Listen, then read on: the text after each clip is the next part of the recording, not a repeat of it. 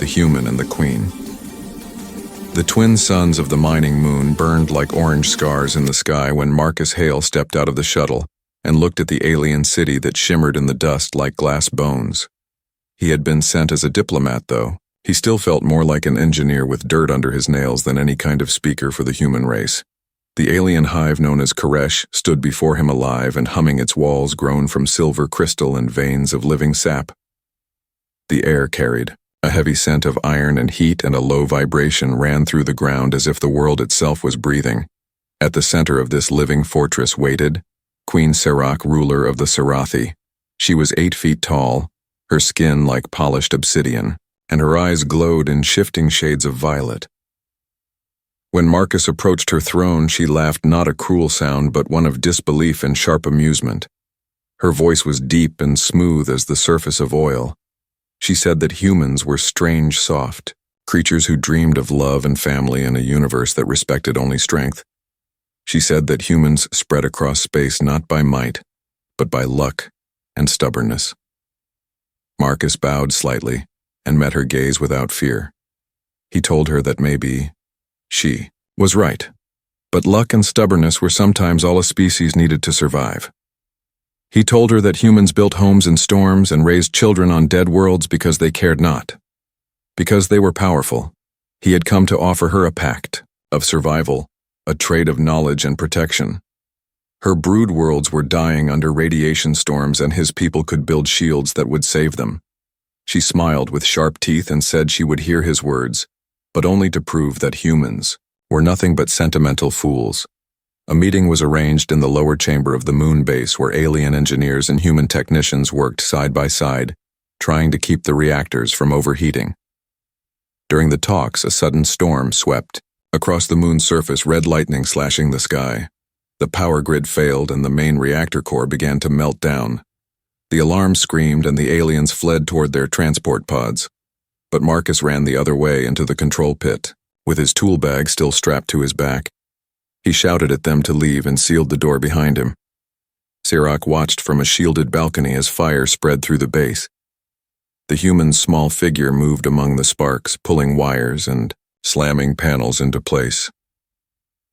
The heat boiled the air, yet he did not stop. She felt a strange flicker of something she had never known about a human. She told herself it was curiosity, nothing more. The reactor finally stabilized and the hum of the power core steadied. Marcus stumbled out, burned and shaking, but alive. The workers cheered. The queen stepped forward, towering over him, and asked why he had risked his life for strangers. Marcus wiped soot from his face and said that humans did not quit on family, even when the family was strange and far from home. That answer made her silent for a moment. She said that family was a word without weight among conquerors. He answered that maybe that was why conquerors always ended alone later. That night the queen summoned him to her palace. It was carved from translucent stone that pulsed with faint light. Her guards watched him with suspicion, but she ordered them to stand aside. She told him she wanted to test what he called the human heart and see if it was truly as strong as he claimed.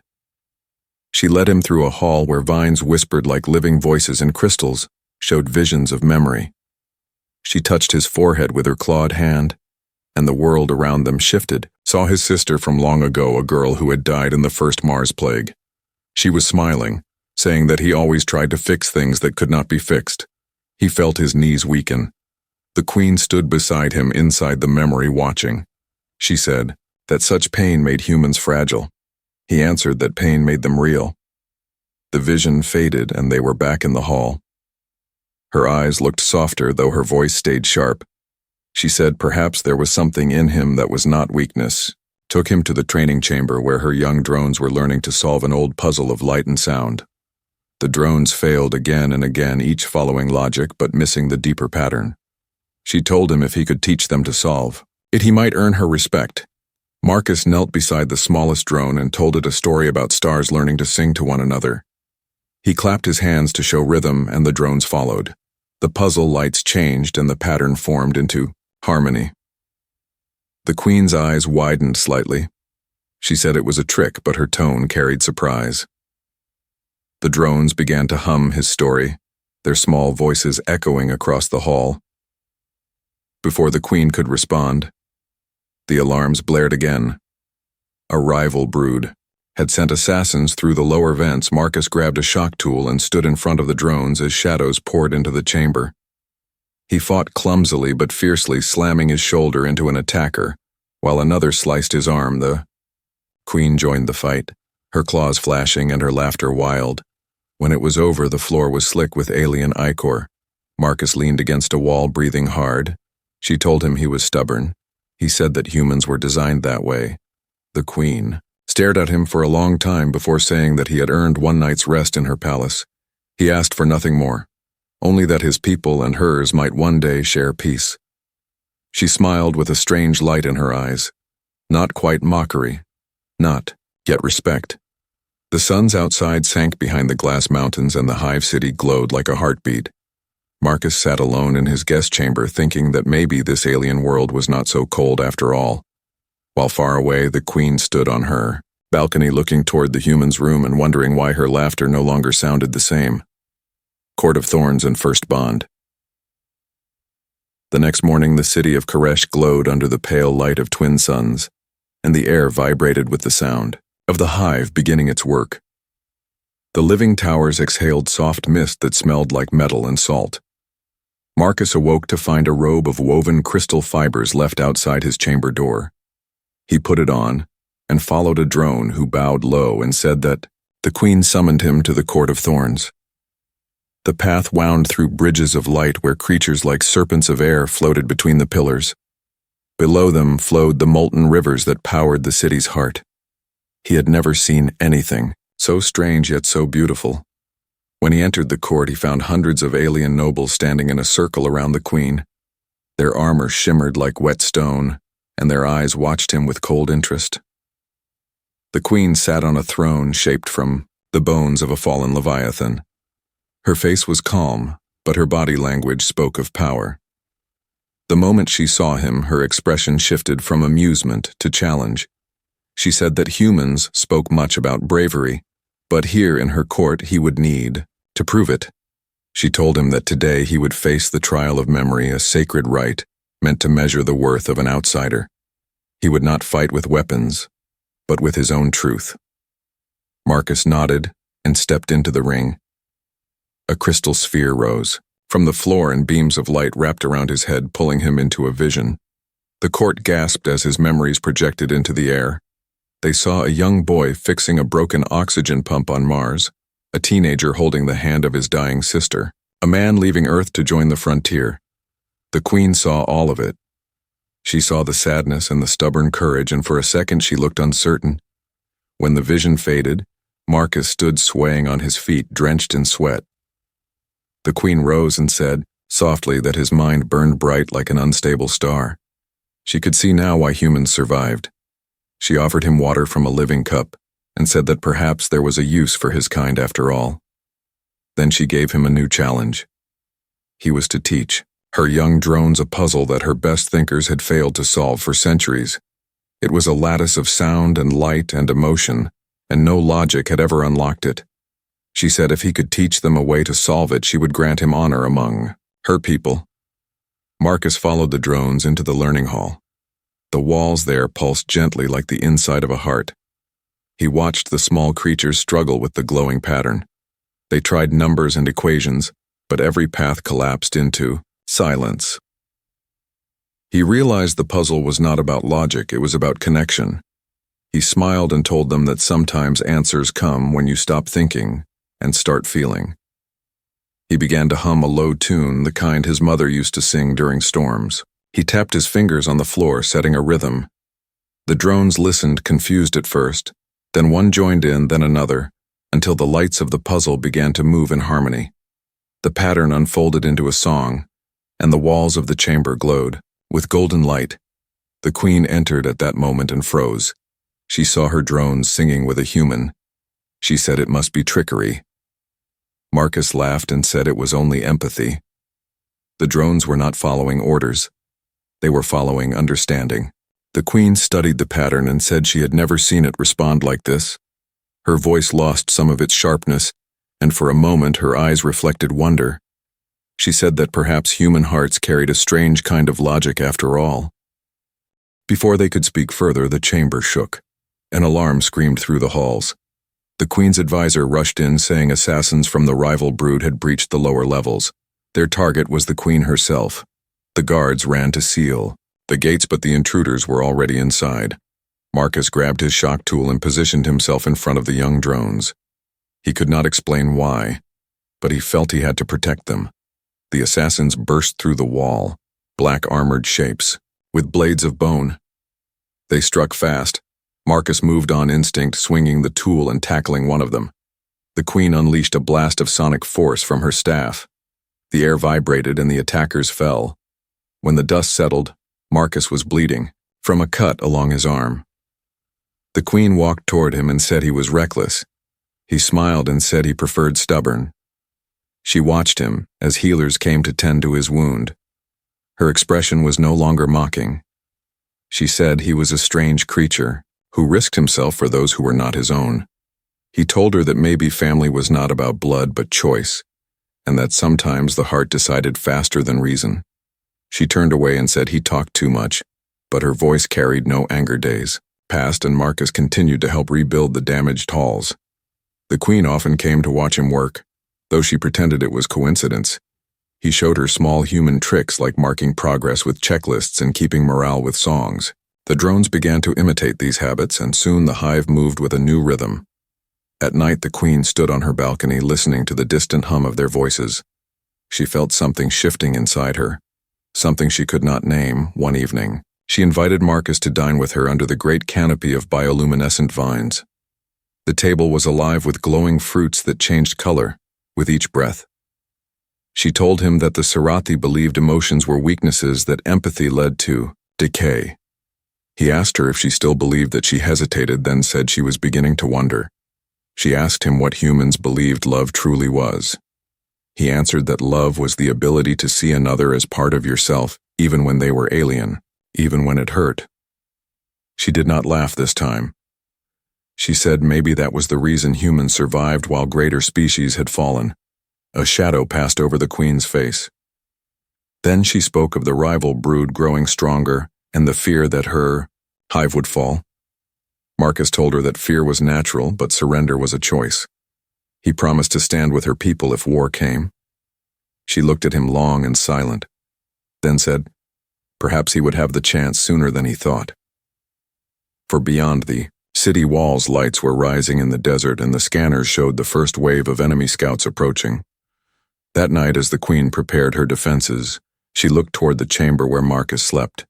She thought of his words, his courage, his strange warmth, and she wondered if the universe was trying to teach her something she had mocked her whole life.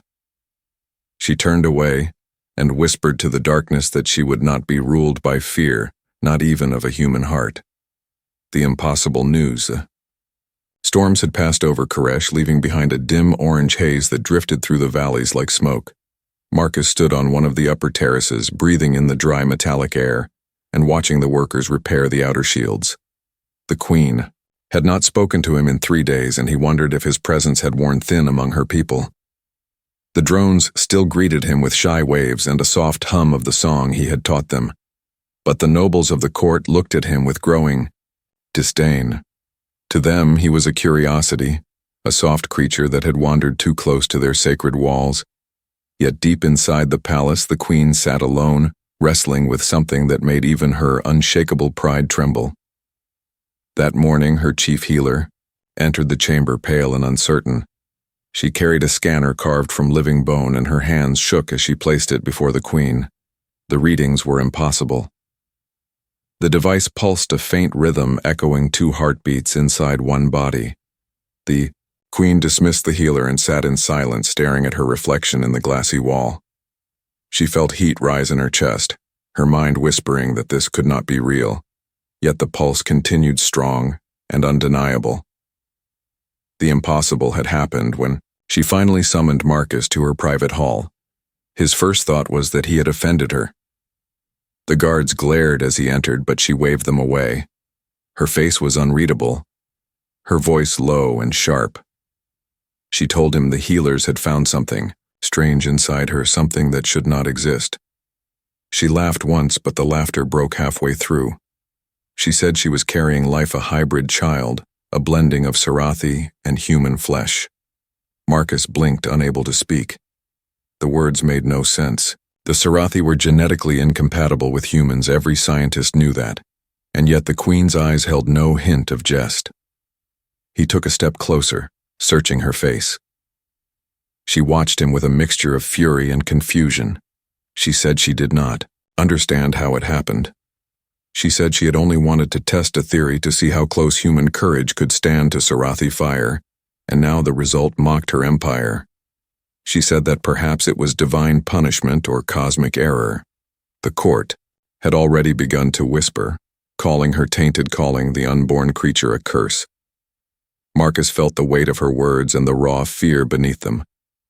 He told her quietly that the child was not a curse but a miracle. The Queen turned away, saying that miracles were for the weak. Her hands shook as she pressed them against the wall. Her reflection showed a crack in her calm mask. She said, if the other broods learned of this, they would move against her. She said she could destroy the embryo if she wished, but the thought made her stomach twist. Marcus said that he would leave if his presence brought her shame. He said that no human life was worth the ruin of a world. The Queen stared at him then and said she did not need his permission to decide her fate. For days she remained withdrawn as her city whispered in fear. The rival brood sent messages mocking her, saying she had polluted her bloodline. Some of her generals urged her to end the pregnancy to save her throne. But the Queen could not. She found herself standing before the nursery each night, listening to the faint hum of the unborn hybrid inside her own body. She felt strange energy spreading through her veins. It frightened her, but it also made her stronger. Marcus spent those days working in the lower decks, helping to repair the city's damaged infrastructure. He refused to hide despite the glares and the murmurs. He helped a wounded drone fix its broken limbs. He sang small songs to keep morale alive, and little by little even the soldiers began to nod to him when he passed. One evening, as he was checking the power lines, he found the Queen waiting for him alone without guards. She said that the council had demanded she remove him from Koresh. He asked what she would do. She looked at him with tired eyes and said she would protect her decision, not because she trusted him, but because she wanted to prove to the galaxy that no one would rule her choices. She told him to stay near her palace for his own safety, and he understood she was protecting him. The next days turned heavy with tension. Trade partners began to withdraw agreements. The Sarathi priests declared the unborn child an omen of disaster. A crowd gathered in the outer square chanting that the Queen had betrayed her ancestors. The Queen faced them from her balcony, her body glowing faintly under the sun. She spoke in a voice that carried through the wind. She said that her people had built empires from ashes and had survived worse than fear. She said that no voice would tell her what to become. When she turned away, she found Marcus standing behind her, silent, watching the flames in her eyes. She said she still did not know what to make of him. He told her that sometimes the universe made connections not for logic but for survival. That night she woke to a strange light filling her chamber. The healers came running, saying the hybrid energy was flaring again. She gasped in pain, then steadied herself. The healers wanted to sedate her, but she refused. She said she would not hide from what was growing inside her. Marcus came to her side and held her arm steady. She wanted to pull away, but his touch grounded her. The glow subsided slowly and her breath evened out. The healers whispered that the hybrid was stabilizing. The Queen closed her eyes and whispered that the child wanted to live. Marcus smiled faintly and said that sounded like something human. She almost smiled but turned her face away. In the following weeks, the Queen began to change. She no longer laughed at Marcus. She questioned him about human families and their children. She asked what it felt like to hold life in one's arms. He told her that it felt like holding hope in fragile hands, hoping it would not slip away. She said that hope was a dangerous word, and he agreed, but also said it was the only thing worth dying for. She did not reply, but her eyes glowed softer than before. Every night the Queen would stand before the nursery wall, and feel the rhythm of two hearts beating, one alien, one human. She would hear Marcus humming softly in the next chamber, and something deep within her would calm. She told herself she hated that sound. But still she listened. When dawn came, she walked to the balcony, watching the horizon burn with color. She whispered to the unborn child that the universe had mocked her with this strange bond, but she would not run from it. She would face it as she faced every storm, strong, unyielding, and proud. She did not know that Marcus was awake in his chamber below, whispering to the same sky that no bond born of courage could ever be a mistake. And so the Queen of the Sarathi carried the impossible future within her, while her empire held its breath, torn between worship and fear. And somewhere beyond the stars, the first human song ever heard in alien air drifted like a promise that neither species could yet understand. The impossible news: the sun rose over Koresh with a dull red glow, painting the hive towers in shades of amber and blood. The city moved in silence that morning, as if the walls themselves knew something had changed, and were afraid to speak. Marcus walked through the lower corridors where drones worked in quiet rhythm, repairing the shields that still flickered from the last battle. He felt the tension in the air like a storm about to break. The guards no longer greeted him. They only watched with blank faces and whispering antennae. He had grown used to the fear, but today it felt different, heavier, more personal. He did not yet know that high above him in the Queen's private chamber a truth was forming that would shake the empire. Queen Sirach stood alone before the eye mirror of living crystal. Her reflection flickered as if the glass could not decide whether to show her as she was or as something else. The healers had already come and gone, leaving behind their instruments of bone and light. Their readings had been clear, and yet she refused to believe them. She placed one hand over her stomach and felt the faint pulse beneath her skin, a rhythm that did not belong to her. It was slow and strong, steady as the heartbeat of the planet itself. She whispered that it could not be real, but the silence answered back with certainty. She called for Marcus. He came without hesitation, covered in dust from the repair pits, and bowed though she could see the curiosity in his eyes. She told him that her healers had found a presence inside her, something growing, something new. He frowned, not understanding, until she said the word child. She told him she was carrying life, created between their two worlds. Marcus went still as stone.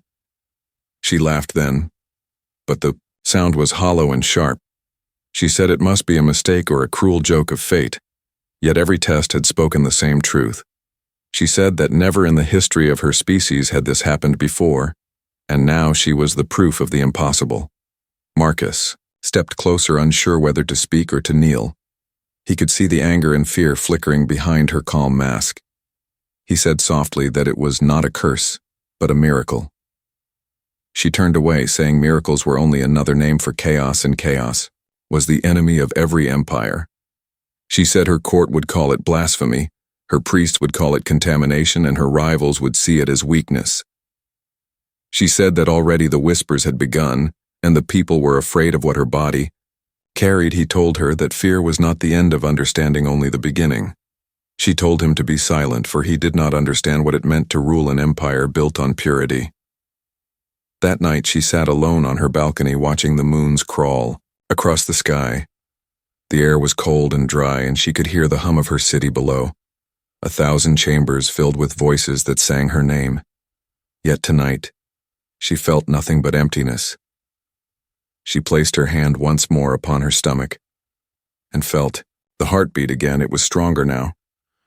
She remembered the human's words about miracles, and for a moment she wondered if he might be right. She pushed the thought away, but it lingered like light behind closed eyes. Marcus, meanwhile, found himself shunned by most of the hive. The drones still followed him out of loyalty, but the nobles spat the word contaminant when he passed. He ignored them, focusing on his work. He repaired the outer sensors, rewired the defense grid, and sang old Earth songs. To the young drones who listened wide-eyed, they did not understand the words, but they understood the feeling, and that was enough. A few days later, the Queen called a private council. The chamber was filled with her closest advisors. All of them demanded that she end the pregnancy.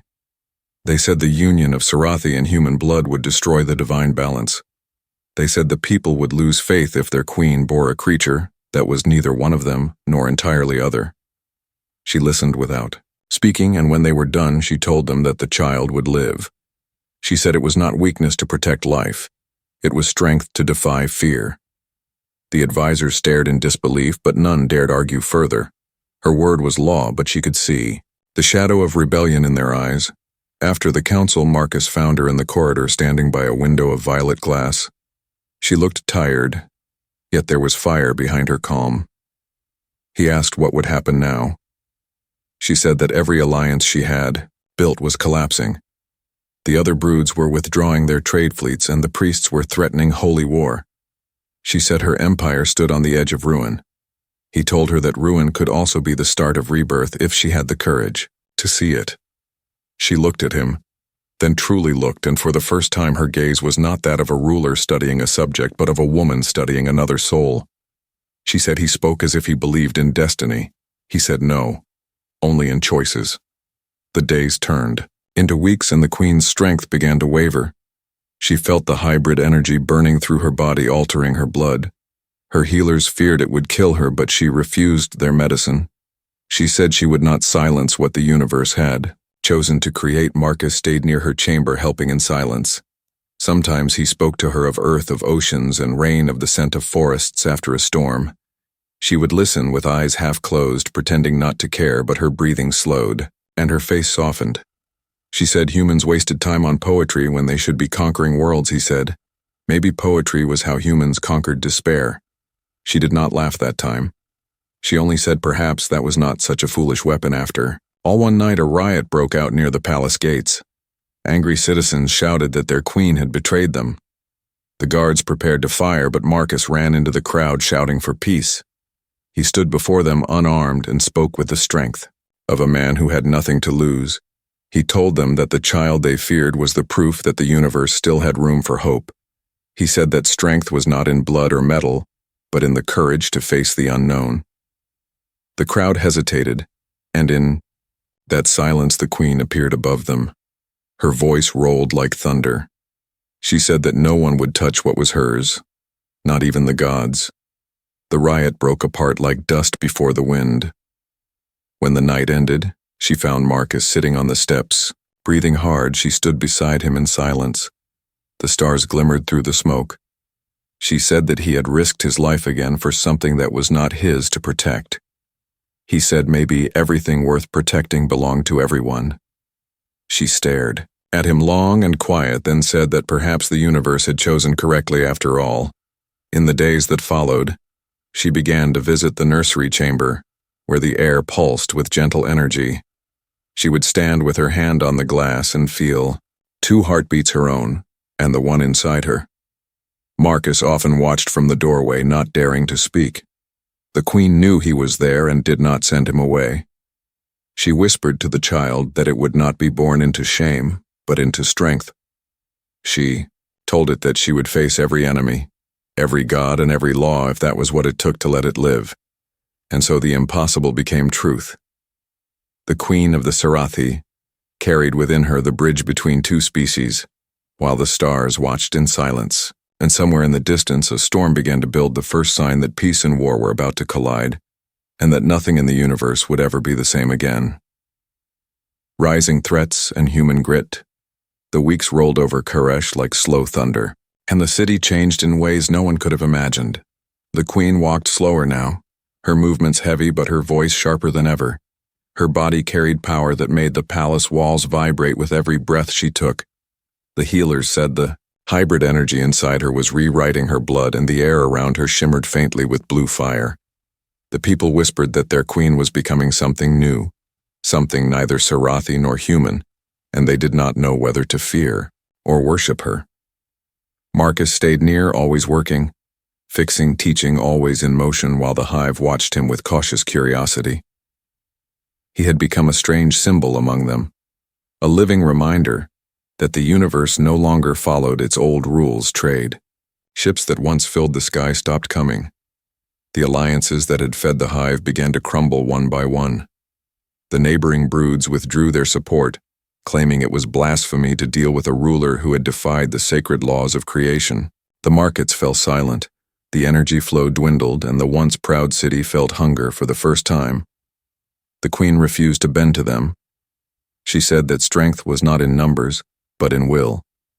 Yet even her will could not conjure food or medicine. From empty air, Marcus saw the strain behind her calm eyes, and he began to plan. He went to the communication tower and sent a message through the old trade network reaching the human colonies. Scattered across the nearby systems, he offered them a deal. The humans would send convoys of grain and medicine, and in return the Sarathi would share their solar shield technology that could protect mining worlds from radiation. It was a fair trade, but it required trust, and the Queen's Council nearly tore the chamber apart when they heard it.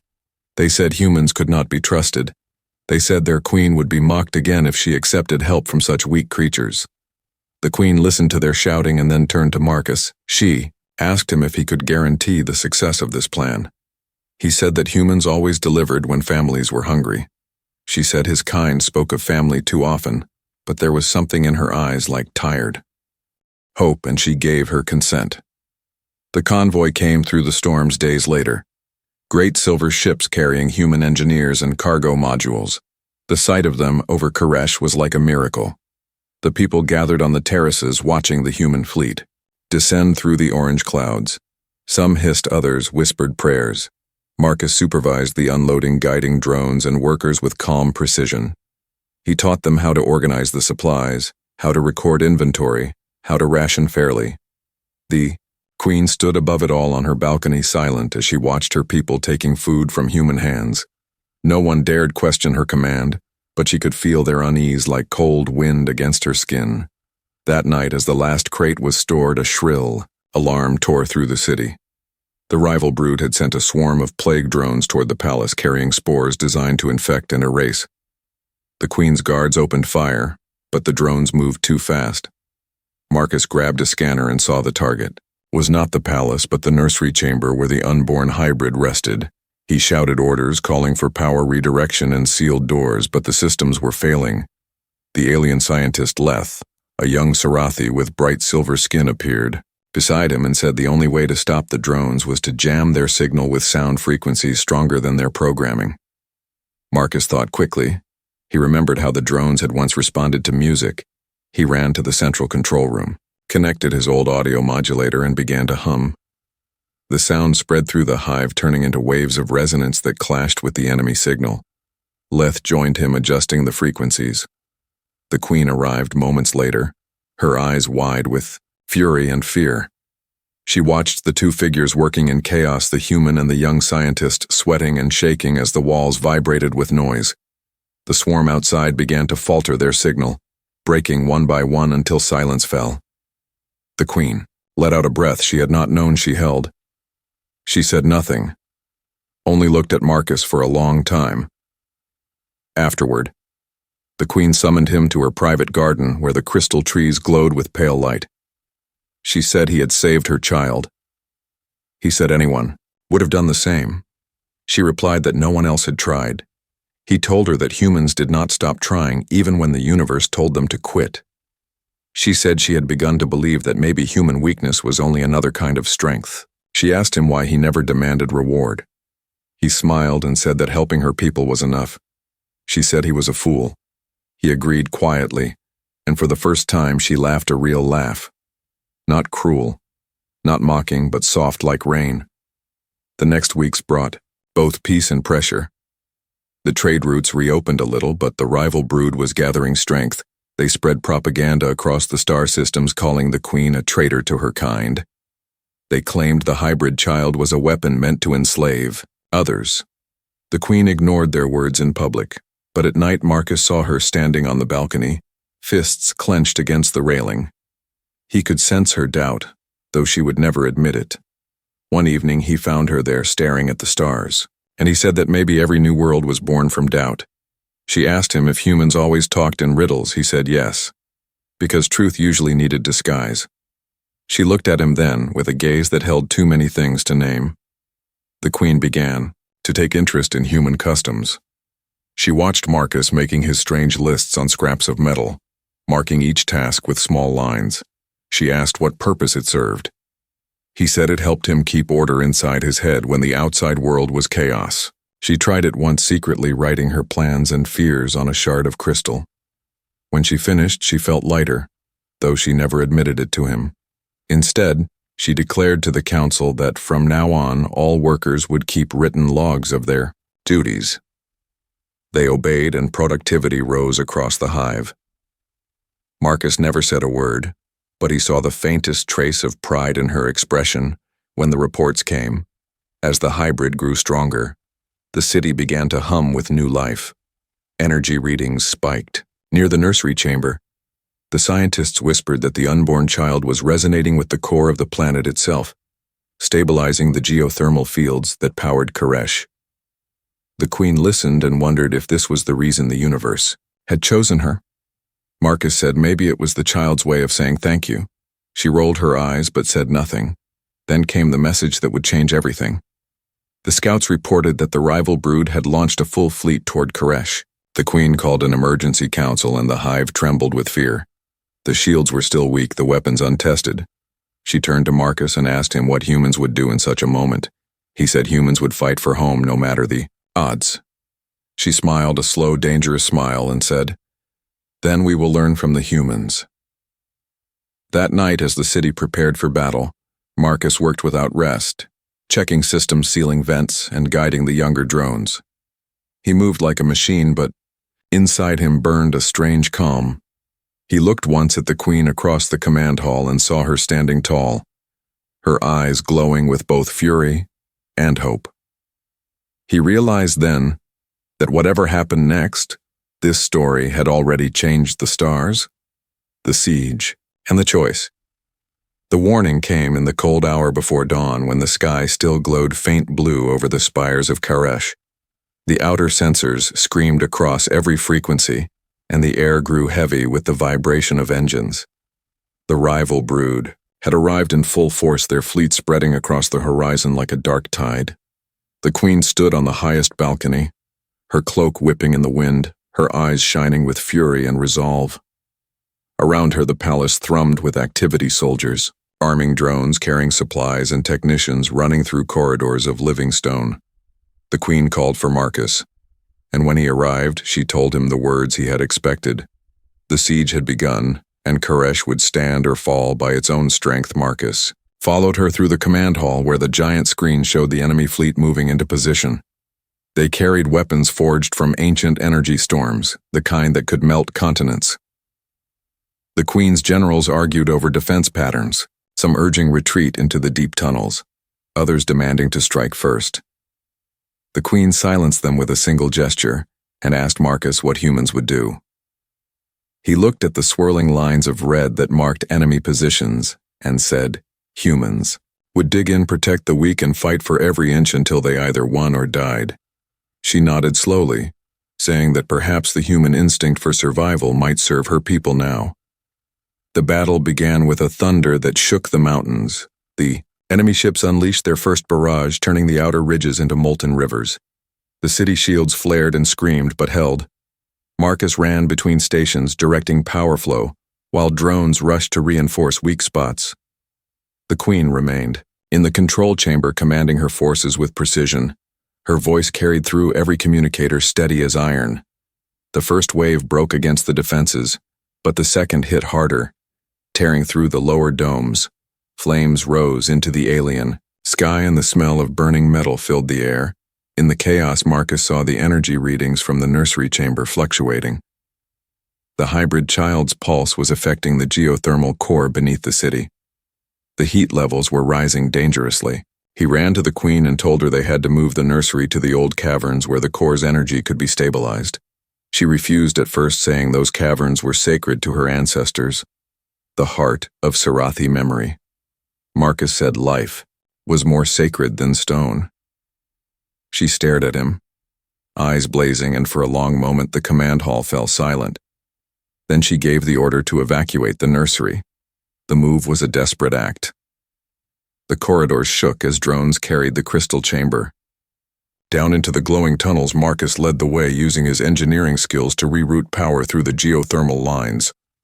The queen followed with her guards, her every step echoing with defiance. Above them, the war raged as enemy forces breached the outer walls.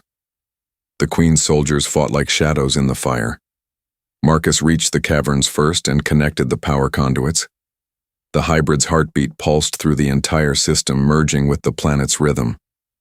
The lights steadied, and the city's shields flared back to full strength. But the enemy had already entered the palace. Marcus grabbed a shock baton and faced the incoming attackers. His body screamed with exhaustion, yet he fought on beside the drones, swinging his weapon. In wide arcs, the Queen joined the fight, her claws slicing through armor, her laughter ringing through the chaos, no longer mocking but fierce like battle music. She shouted that no one would touch her child, not while she drew breath. Marcus fell, once, but rose again, driven by something greater than survival. Together they forced the enemy back inch by inch until the remaining invaders retreated to regroup. When the fighting stopped, the palace was in ruins. The Queen stood over the broken steps, her armor cracked and her breath heavy. She looked at Marcus, bleeding but still standing, and said that perhaps humans were built from something stronger than she had believed. He said maybe it was not strength, just the refusal to stop trying. She smiled faintly and said then the universe had chosen its fool well. They had little time to rest. The enemy fleet was gathering for another assault. The Queen gathered her generals for what might be their last council. They spoke of weapons and strategies, but she interrupted them, saying that if they only fought, they would lose, for the enemy had more ships and more soldiers. She said they needed hope, something greater than fear. Marcus suggested broadcasting a message across all frequencies, not of surrender but of unity. He said to show them the child, the proof that two species could create life together. The council erupted in outrage, but the Queen raised her hand and silence fell. She said perhaps the time for hiding was over. She stood before the great hollow array, her image projected across the system. She spoke not as a queen, but as a voice of defiance. She said that she carried within her the proof that the future could be built from difference, not destruction. She said that if the rival brood called this abomination, then let them come and see what love and courage had made. Her voice echoed through every channel across stars and dust. Their enemy hesitated, some ships pulling back as their soldiers listened, unsure.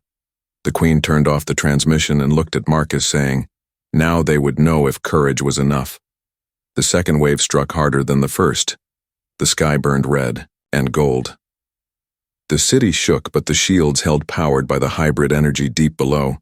Marcus worked at the reactors, his hands raw and blistered. The Queen fought on the front line, leading her warriors in person. She was a vision of flame and fury, her laughter returning, but this time it was the sound of freedom, not pride. The enemy finally breached the outer courtyard, and Marcus rushed to her side, swinging his weapon beside hers. The Queen looked at him and said, this was madness. He said, perhaps, but it was their madness together. Then the impossible happened. The hybrid's pulse surged through the core, sending waves of energy across the planet.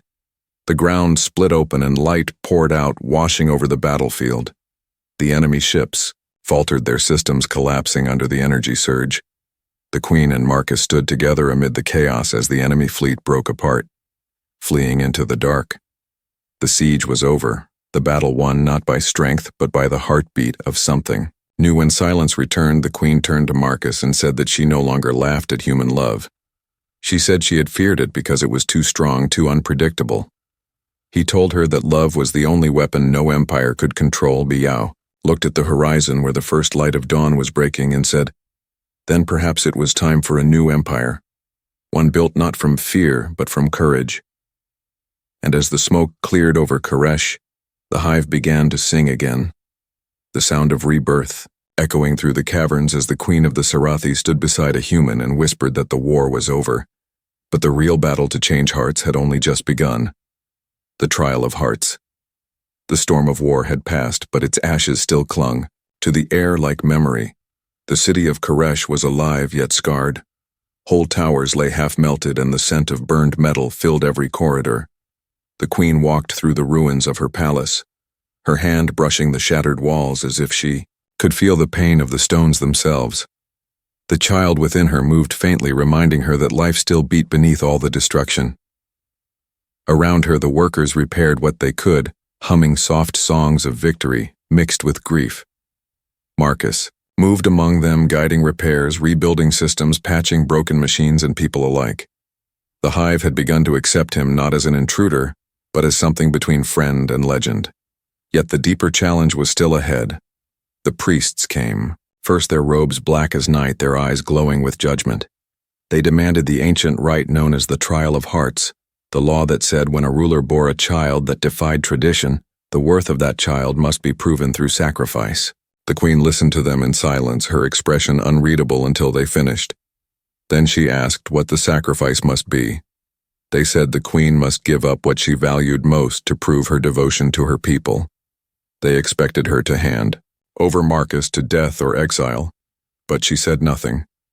She dismissed them with a wave of her hand, saying the trial would be held at dawn. Marcus found her later in the garden of crystal trees where the lights glowed soft as moonlight. She stood beside the fountain, watching the ripples dance across the water. He asked what she would do. She said she did not know. She said the law was older than her empire, and if she broke it openly, the priests might turn the people against her. He said laws were made by fear, not courage, and fear was what destroyed worlds. She looked at him then and said he spoke as if courage were simple. He told her it was not simple, it was only necessary. She turned away, but he saw her trembling. That night the queen could not sleep. She walked the halls alone, her steps echoing against the stone. She thought of all she had lost and gained, of the enemies she had destroyed, and the strange human who refused to bow. She felt the child stir again and whispered that no law, no priest, no fear would take it from her. She stood on her balcony watching the stars, and in her heart, she made her choice. When dawn came, the entire hive gathered in the grand plaza. The trial of hearts would be witnessed by every drone, every soldier, every priest. The platform stood high above the crowd, carved from white bone and black glass. The priests chanted the old words, calling upon the gods of the Sarathi to bear witness. The queen stepped forward, tall and radiant, though her eyes burned with quiet fire. Marcus stood at the edge of the crowd, his fists clenched as he listened. The high priest announced that the queen must now surrender what she loved most to prove her loyalty to her kind. The crowd waited, holding its breath, expecting her to point to the human, but the queen did not point to him. She reached up and removed the crown from her head. The crowd gasped. She held it high and said that this was what she loved most, for it represented power, control, pride, the things that had ruled her life. She said if her people demanded sacrifice, then let it be this. She would give up her throne, but not her child. The priests froze, unsure how to respond. The high priest shouted that the law demanded blood, not symbols. She turned to him and said the law demanded truth, and her truth was that she no longer served fear. At that moment, a voice rang out across the plaza. It was the rival brood leader, who had come with a small escort disguised among the priests. He stepped forward, laughing, saying that the queen's child was a blasphemy that would bring ruin to both species. He said he would end this farce himself, and drew a blade of dark energy. Marcus moved before he could think, pushing through the crowd and standing between the queen and the assassin. The leader sneered, asking if the human would die for an alien.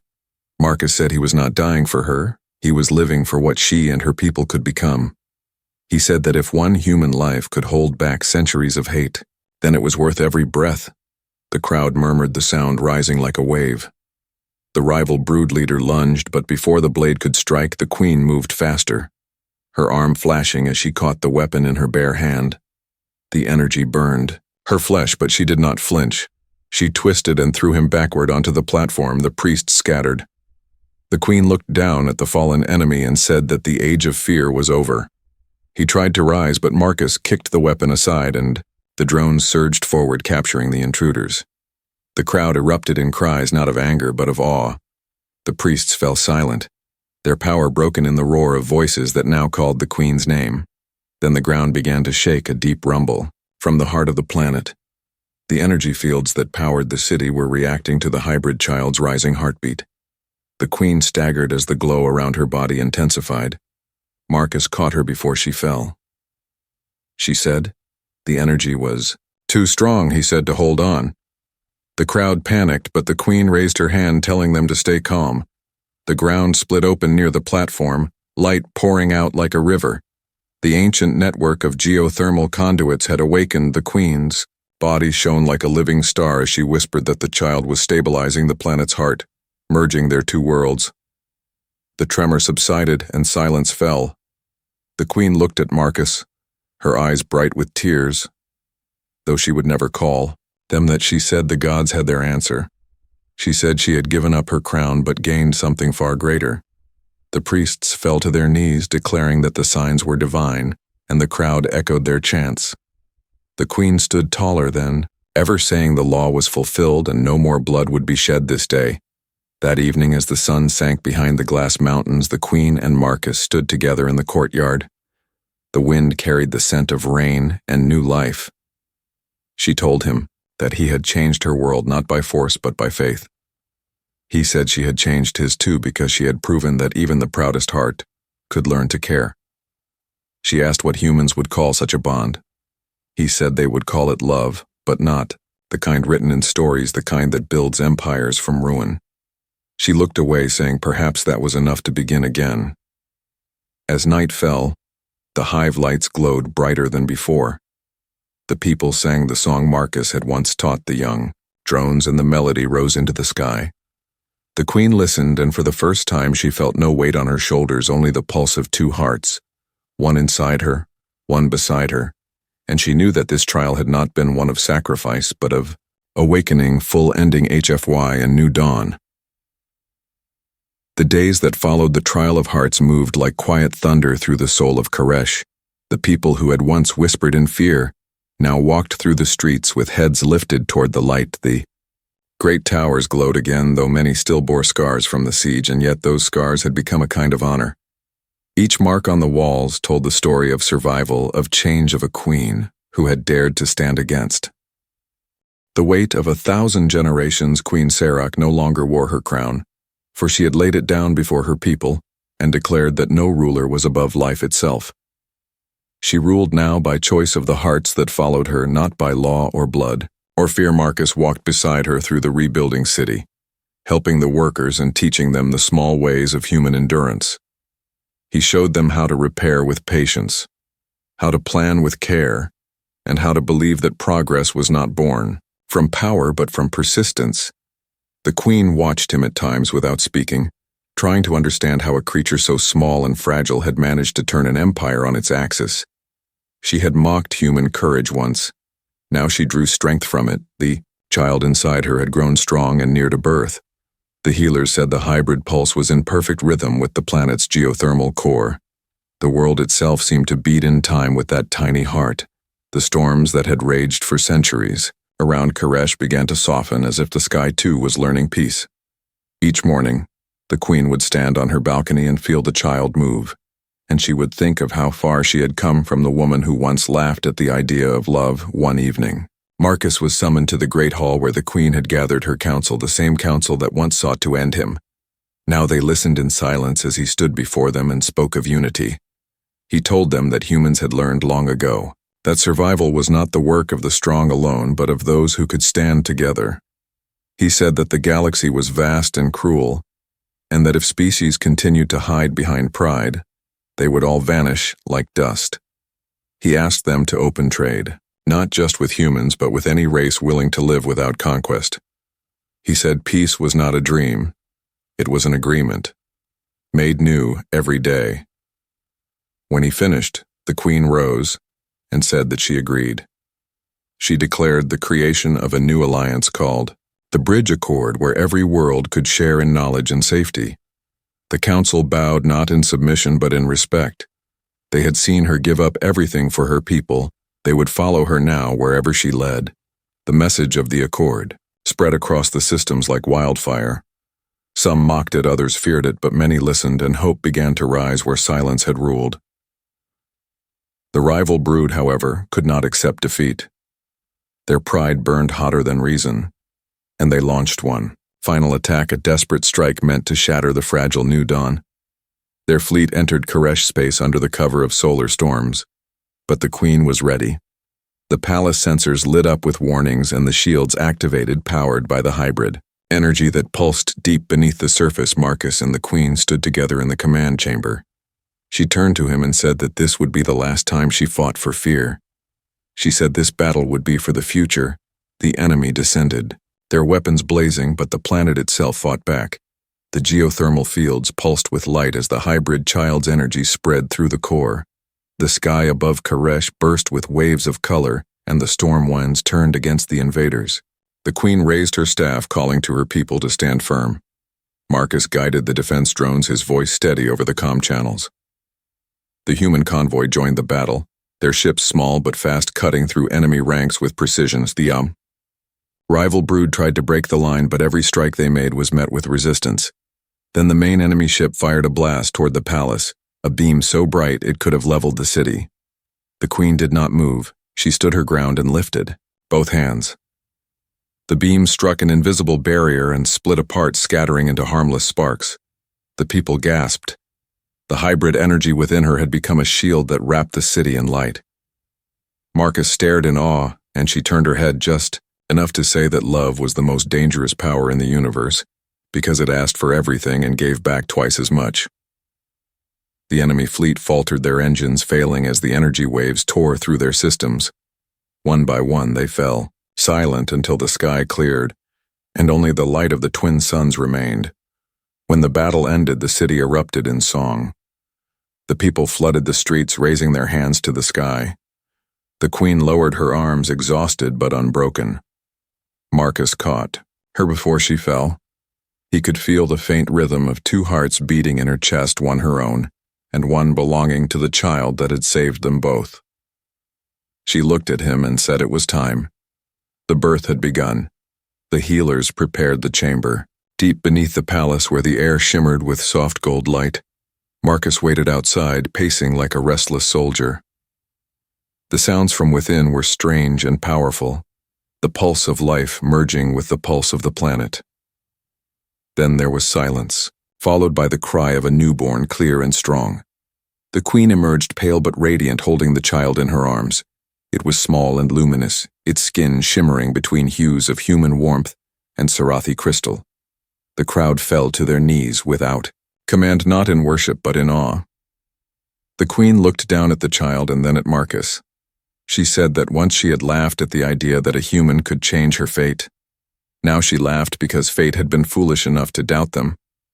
She handed him the child for a moment, and he held it gently, afraid to breathe. He felt the tiny heart beating against his chest and thought of every world that might one day know peace because of this life. He said that the future was watching, and the Queen answered that the future was already here. Years later, they would say that the birth of the hybrid child marked the beginning of the new dawn. The bridge accord spread beyond the Sarathi realm, bringing together species that had never spoken before. The old wars faded into memory, and Koresh became a beacon of learning and unity. The Queen ruled not as conqueror, but as guardian of the bridge between worlds, and Marcus remained by her side not as servant, but as partner and friend. The child grew, fast, strong, and curious, a living symbol of what could happen when courage and compassion shared the same breath. On the anniversary of the final battle, the Queen stood once more on her balcony, watching the twin suns rise. Marcus stood beside her, the child playing at their feet. She said that the stars seemed closer now. He said maybe they were, or maybe they had simply learned to reach higher. She smiled and said that humans were strange creatures, always chasing what could not be caught. He said perhaps that was what kept them alive. She looked down at the child, who was now pointing at the horizon, and said, "Then let us chase together." The wind swept through the valley, carrying the sound of 1,000 voices singing the song. Marcus had once taught the drones. The Queen closed her eyes and listened, feeling the rhythm of life that connected them all. She whispered that she had once been afraid of love because it could not be controlled. Now she knew it was the only force worth serving. The child laughed, and the sound echoed across the city like the promise of eternity. The Queen took Marcus's hand and said that this was the true empire, not of stone or law, but of hearts bound by courage. And so, under the light of twin Sun's the story of the Sarathi queen, and the human who defied the stars came to rest not in tragedy or loss, but in rebirth. The galaxy that had once known only war began to hum with new life, and the bridge they built became the path for generations to come. The queen looked to the horizon and whispered that the universe had laughed at them once, but now it would have to listen, for it was no longer ruled by fear, but by the stubborn heartbeat of hope that no weapon could ever silence.